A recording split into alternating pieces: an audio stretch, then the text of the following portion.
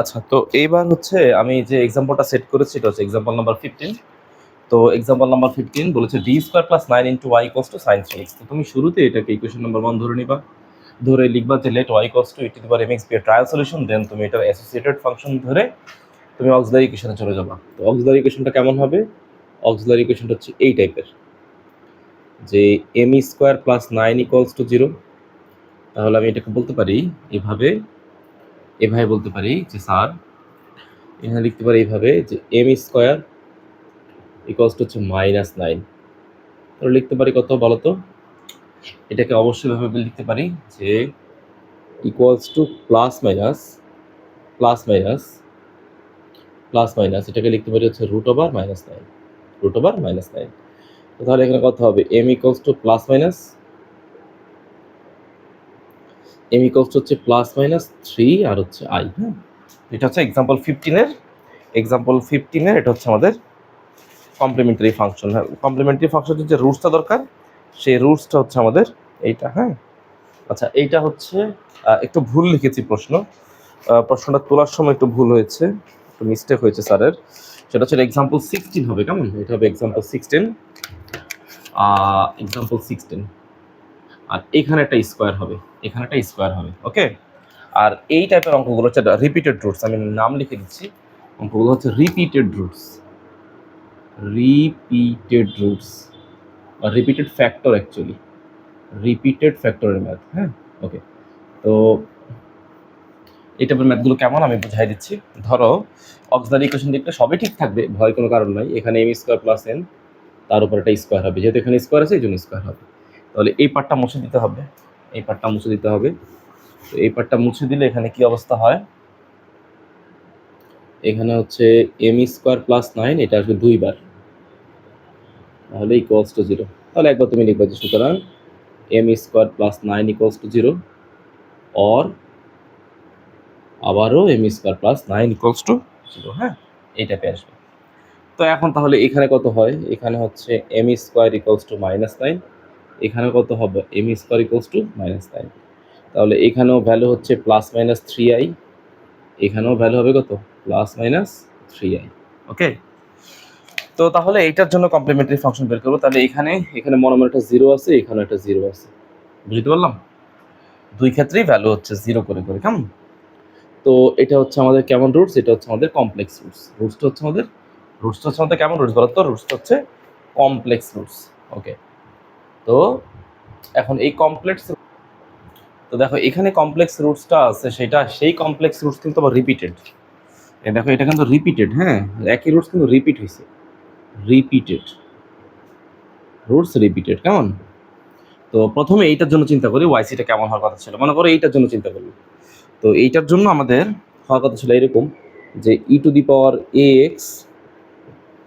এ cos BX plus হচ্ছে B sine BX. এইটার জন্য এমন হওয়ার কথা ছিল, এইটার জন্যও তো এমনই হওয়ার কথা ছিল। E to the power A cos BX plus হচ্ছে বি সাইন বিএক্স। ওকে, তো এখন চিন্তা করো যে এইটার এখানে ই টু দি পাওয়ার এর মান এখানে 0, তার মানে e to the power 0 into X. তাহলে এ কস বি এর মান হচ্ছে 3, 3x প্লাস বি সাইন এখানেও 3x। ওকে, এখানে কি অবস্থা? এইটার জন্য এখানেও সেম একই, e to the power 0 into X. এখানে যেহেতু এ আর বি ইউজ করে ফেলছি, এখানে এবি লেখা যাবে না, তাহলে লিখতে হবে কত? সি কস বি এর মান হচ্ছে 3x, এখানে লিখবো ডি সাইন এখানে 3x। তাহলে ফলাফলটা কি হয় বলো? ফলাফলটা কি অবস্থা হবে? এইটা গিয়ে কেমন হবে? এইটার চেহারা গিয়ে দাঁড়াবে ফাইনালি এরকম, যে এইটার চেহারা হবে ই টু দি পাওয়ার 0x, মানটা বাদ হয়ে যাবে। এখানে থাকবে হচ্ছে এ কস 3x প্লাস হচ্ছে বি সাইন 3x। এইটাও একই অবস্থা, এটা কি দাঁড়াবে কত? এইটার ফলাফলটা হবে সি কস 3x প্লাস হচ্ছে ডি সাইন 3x। আশা করি বুঝতে পারলাম।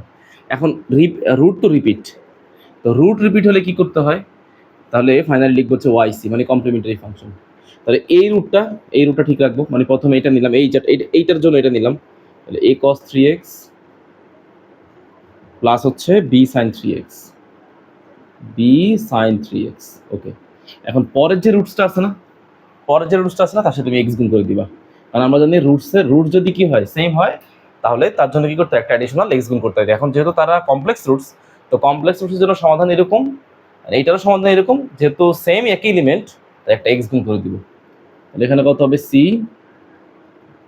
cos 3x প্লাস হচ্ছে d sin 3x। তো তাহলে এখানে আলটিমেটলি তুমি এখান থেকে এই cos 3x টা কমন নাও, তো cos 3x যদি কমন যায় তাহলে এখানে থাকে a আর এখানে থাকে হচ্ছে c আর x, তাহলে a প্লাস cx। এবার তুমি sin 3x টা কমন নাও, তো sin 3x কমন গেলে এখান থেকে কমন যাবে b আর এখান থেকে কমন যাবে হচ্ছে dx। এইটা হচ্ছে আমাদের yc, এটা হচ্ছে আমাদের yc। বইয়ের মধ্যে হয়তো তারা একটা কাজ করেছে, তারা হচ্ছে যে c1 c2 c3 এগুলো লিখছে, এগুলো লেখার কোনো প্রয়োজন নেই। কেমন, তুমি হচ্ছে তোমার মন মতো করে, আমি যেভাবে কনস্ট্যান্ট নিলাম তুমি সেভাবে নিবে। তো এবার হচ্ছে আমি yp বের করে দেখাচ্ছি, yp। তো yp ঘটনাটা কেমন, একটু মনোযোগ দাও। yp, তো ypটা হচ্ছে তুমি এখানে লিখলা যে 1/d² + 9 তার উপরে স্কোয়ার, এখানে হচ্ছে sin 3x। তো ypটা খুব সেন্সিটিভ, খুব ভালো করে দেখো। ypটা না বুঝলে কিন্তু সূত্র মুখস্থ করতে হবে, বড় বড় সূত্র মুখস্থ করতে হবে, বড় বড় থিওরি পড়তে হবে। তো দেখো এখানে ঘটনা হচ্ছে এরকম যে d² + 9 এখানে আছে দুইটা, তো d² + 9 আর এখানে হচ্ছে d² + 9, এখানে হচ্ছে sin 3x। তো আমাদের অঙ্কের ফরম্যাট বলছিল, আমাদের অঙ্কের ফরম্যাটটা ছিল এরকম, এই শুনো আমার কথাটা ভালো করে শুনো। অঙ্কের ফরম্যাট ছিল হচ্ছে 1/5 আর এখানে হচ্ছে sin x অথবা cos x, এটা ছিল অঙ্কের ফরম্যাট, ঠিক আছে। কিন্তু এখানে 5d² একটা আমাদের একটা হওয়ার কথা ছিল, কিন্তু কটা চলে আসছে, দুটো চলে আসছে না। এই দেখো এখানে sin x ঠিক আছে, কিন্তু এই d², এইটা নিজে একটা 5d², এই d², এটাও কত 5d²। যদি এরকম দুইটা ফ্যাক্টর হয়ে যায়, ফ্যাক্টর যদি দুইটা হয়ে যায়, তাহলে তুমি দেখবা যে এখানে 5d² তোমার কত লেখার কথা ছিল, তোমার লেখার কথা ছিল হচ্ছে দুইটাতেই লেখার কথা ছিল যে 5 - a²। এখন দেখো 5 - a² বসালে শূন্য হয় কিনা দেখো, এ d² জায়গায় স্যার যদি 3, এই যে -3² বসাই, -3² বসালে এটাও -10 এটা +10, তাহলে এটা 0 হয়ে যাবে, এটাও কত হয়ে যাবে, 0 হয়ে যাবে। তাহলে চিন্তা করো, প্রথমে একটা d² + 9 এর জন্য চিন্তা করো, একটা d² + 9 এর জন্য এই d² + 9 এ তুমি যদি 5 - a² বসালে 0 হয়, তাই একটা x দিলাম। এবার এই d² + 9 কে থাকবে না, এটাকে ডিফারেন্সিয়েট করে ফেলতে হবে, তাহলে 2d + 0। এবার d² + 9 এটা রয়ে গেছে না, এখানে যদি আবার 0 হয়, এখানে আবার 0 হচ্ছে, আবার 0 হচ্ছে না, আবার 0 হচ্ছে। দেখো d² এর মান যদি তুমি 5 - a² অর্থাৎ -3² বসাও, তাহলে -9 + 9 আবার 0 হয়, তাই আরেকটা x আসবে, এই যে আরেকটা x, সামনে একটা x দিলাম, এইটাকে আবার ডিফারেন্সিয়েট, তাহলে কত হবে 2d + হচ্ছে 0, আর বাকি এটা এক্সিস্ট করবে sin 3x। বুঝাইতে পারলাম? এখন কথা হচ্ছে ফ্যাক্টর যদি এরকম, এই যে 5d² ফ্যাক্টর যতগুলো থাকবে ঠিক তত দ্বারা গুণ হয়ে যাবে। এখানে 5d² কয়টা আছে, দুইটা 5d², তাহলে ঠিক এই নিচে 2 দ্বারা গুণ হয়ে যাবে, এগুলোর সাথে নিচে কত দ্বারা গুণ হবে, 2 দ্বারা গুণ হবে, মানে যতগুলো ফ্যাক্টর থাকবে 5d² ততগুলো দ্বারা গুণ হবে। আগেরগুলোতে 5d² একটা করেছিল, তো এখানে 1। আসলে আমি যখন লেকচারটা শুরু করছিলাম তার আগে লেকচার বলছিলাম টেইলর সিরিজ, সেই টেইলর সিরিজ যেটা ফ্যাক্টরিয়াল ছিল, ওই ফ্যাক্টরিয়ালটা এখানে লিখি নাই, বুঝছো? তো এগুলো লাগা নাই, কারণ এতদিন পর্যন্ত আমাদের 5d², একটা বেশি দুইটা আসে নাই, দুইটা চলে আসে, 2 দ্বারা গুণ করছে। তো তাহলে এখানে কত হয়, এখানে হিসাব করো, এখানে হচ্ছে উপর হচ্ছে x²/2, এখানে হচ্ছে কত 1/2 দুগুণে 4, আবার d², আবার d² চলে আসছে। আচ্ছা আসুক, সমস্যা নেই। এখানে হচ্ছে sin 3x, তাহলে এখানে কত হলো x²/4 দুগুণে 8, এখানে হচ্ছে 1/d² sin 3x। তো এই d²টা কি বলো, এই d²টা কি, এটা কিন্তু আবারও 5d², এটা আবারও 5d², তাহলে এটা আবার কিছু কনভার্ট হবে, 5 - a² কনভার্ট হবে। তাহলে 5 - a² বসে দেখা এখানে শূন্য হবে, এখন আর শূন্য হয় না, তাহলে যা আছে তাই কাউন্ট হয়ে যাবে। এখানে 5d² বসালে কত হবে, -3² sin 3x। তাহলে অঙ্কের ফলাফল কত, x², এখানে -9, 8 9 72, 72 সামনে মাইনাস, এখানে হচ্ছে sin 3x। এইটা হচ্ছে আমাদের অ্যাকচুয়ালি এই অঙ্কের জন্য আমাদের yp, এই অঙ্কের জন্য yp। আমার এই টেকনিকটা মনে রাখবা, যতগুলো ফ্যাক্টর হবে, আমি যেভাবে বললাম আরেকবার বারবার করে দেখবা, না হলে কিন্তু অনেক বড় বড় সূত্র মুখস্থ করে রাখা লাগবে, হ্যাঁ, এটা দরকার নেই। sin 3x, এখন আমি চেক দিচ্ছি আমার ওয়াইপি ঠিক আছে কিনা। হ্যাঁ, এই যে ওয়াইপি একদম অ্যাকুরেটলি ঠিকঠাক আসছে। দেখো বইয়ের মধ্যে তারা তোমরা দেখো এক্সাম্পল 16 বিশাল একটা সূত্র ইউজ করছে, এর জন্য অনেক বড় থিওরি পড়তে হয়, কোনো প্রয়োজন নেই। আমি ঠিক যেভাবে লিখছি ঠিক সেভাবে অঙ্ক করবো, কেমন? তো আমি হচ্ছে সিমিলারলি তোমাদের আরেকটা ম্যাথ দেখাচ্ছি, তা তোমাদের বুঝতে অসুবিধা হবে। এটা হচ্ছে তোমাদের বইয়ের এক্সাম্পল 5। হ্যাঁ, এক্সাম্পল 5। ওকে, তো এইটাই আমাদের লাস্ট অঙ্ক, রিপিটেড ফ্যাক্টরের এটাই লাস্ট অঙ্ক। এটা করে দিলে মোটামুটি তোমাদের একটা আইডিয়া হয়ে যাবে। এখানে বলেছে এটার ভ্যালু বের করে দেখাইতে, এই যে এক্সাম্পল 5। ওকে, তো এক্সাম্পল 5 এখানে বলতেছে যে 1 divided by D square plus হচ্ছে 25 তার উপরে কিউব ইন্টু হচ্ছে cos 5x। cos 5 এইটার ভ্যালু বের করতে বলতেছে, মানে এইটার ভ্যালু বের করতে বলতেছে, মানে এটা হচ্ছে মনে করো ওয়াইপি, এটা কোনো একটা অঙ্কের ওয়াইপি, তার ভ্যালু চাচ্ছে আমার কাছে। বুঝতে পারলাম? তো এখন এখানে ফ্যাক্টর আছে 3টা, তাহলে 3টা ফ্যাক্টরকে তুমি আলাদা করে করে লেখো। 1 divide by D square plus 25, এখানে লেখো D square plus 25, D square plus হচ্ছে 25, এখানে হচ্ছে cos 5x, কেমন? তো এখানে আমার ফ্যাক্টর আছে কয়টা, এই যে এইটা নিজে একটা ফাই অফ ডি স্কোয়ার, এইটাও নিজে একটা ফাই অফ ডি স্কোয়ার, এইটাও কত একটা ফাই অফ ডি স্কোয়ার, এগুলো সবগুলো ফাই অফ ডি স্কোয়ার। সবগুলোকে কনভার্ট করবো কিসে? সবগুলোকে কনভার্ট করবো phi of minus A square. তো এর মানটা এখানে কত? এর মানটা আছে হচ্ছে এখানে 5। তো এর মান 5 বসলে দেখো সবাই 0 হয়ে যায়, -5 স্কোয়ার মানে হচ্ছে -25, সবাই 0 হয়। তাহলে বলো অঙ্কের অ্যান্সারটা কি হবে? প্রথমটার জন্য একটা এক্স আসবে, প্রথমটা 0 হয়, দ্বিতীয়টার জন্য আরেকটা এক্স, তৃতীয়টার জন্য আরেকটা এক্স, এবং 3টা ফ্যাক্টরের জন্য ডিভাইড বাই 3। এবার প্রত্যেকটাকে করবো ডিফারেন্সিয়েট। তাহলে ডি স্কোয়ার প্লাস 25 ডিফারেন্সিয়েট করলে হবে 2d, এইটাকে ডিফারেন্সিয়েট করলে হবে আবারও 2d, আর একটা 2d, এইটাকে ডিফারেন্সিয়েট করলে হবে আবারও 2d, মানে ডি এর রেসপেক্টে ডিফারেন্সিয়েট করবো।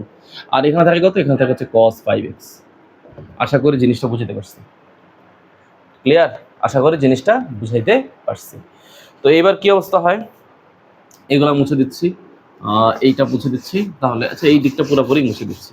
তাহলে এখানে ভ্যালু কত হয়? ভ্যালু হচ্ছে এক্স কিউব, তো লিখলাম হচ্ছে এক্স কিউব বাই হচ্ছে 3, নিচে এখানে কত? 1 ডিভাইড বাই 2 দুগুণে 4, এখানে হচ্ছে 8, এখানে হচ্ছে ডি কিউব। আচ্ছা ডি কিউব তো আগে তুমি ডি স্কোয়ার লেখো, তো ডি স্কোয়ার ইন্টু হচ্ছে ডি। ওকে, আর এখানে আছে কত? cos 5x। এখন এই যে ডি স্কোয়ার, এইটা আবার কত? এইটা আবার ফাই অফ ডি স্কোয়ার না? সেই ফাই অফ ডি স্কোয়ারকে আবার কিসে কনভার্ট করবো? Phi of minus A square convert করবো। তো এইটা phi of minus A square convert করলে এটা শূন্য হয় না, এটা কোনোভাবেই শূন্য হয় না। হ্যাঁ, এটা কোনোভাবে আসলে শূন্য হয় না। তো এটা যেহেতু শূন্য হচ্ছে না, তো তাহলে এভাবে চিন্তা করো যে এটা যেহেতু কোনোভাবে শূন্য হয় না, তাহলে এইভাবে ভাবো যে দেখো এইভাবে, দেখো এক্স কিউব ডিভাইড বাই 3, তাহলে এখানে 1/8 যেভাবে সেটা এভাবে কাউন্ট হয়ে যাবে। তাহলে 5 D square five minus A square মানে হচ্ছে -5 উপর স্কোয়ার, আর এখানে আছে 1/d, এই হচ্ছে 1/d, সাথে আছে হচ্ছে cos 5x, cos 5x। ওকে, তাহলে এখন ফলাফলটা কি অবস্থা হয়?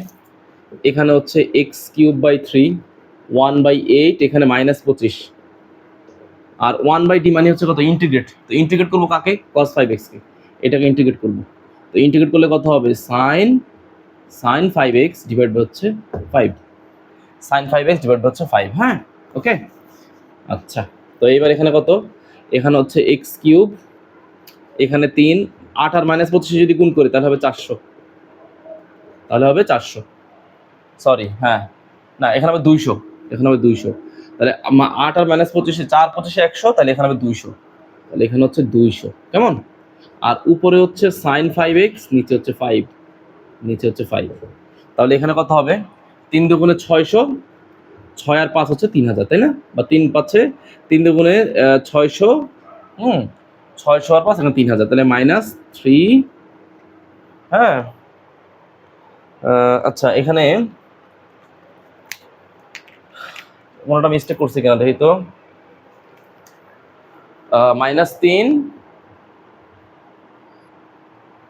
হ্যাঁ ঠিক আছে। তো এখানে ছোট্ট একটা মিস্টেক করে ফেলছিলাম, সেটা হচ্ছে ওই যে তোমাদেরকে যখন বলছিলাম, শোনো ভালো করে শোনো, এই যতগুলো ফ্যাক্টর হবে, যতগুলো ফ্যাক্টর থাকে তার ফ্যাক্টরিয়াল হবে, তাহলে এখানে ওই ফ্যাক্টরিয়াল, যে 3 এর ফ্যাক্টরিয়াল হবে এখানে, এটা মিস্টেক করে গেছিলাম।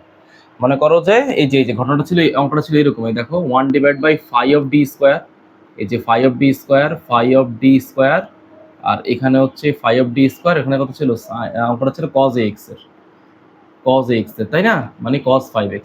তো তিনটা ফ্যাক্টর ছিল, তার মানে নিচে হবে 3 ফ্যাক্টরিয়াল।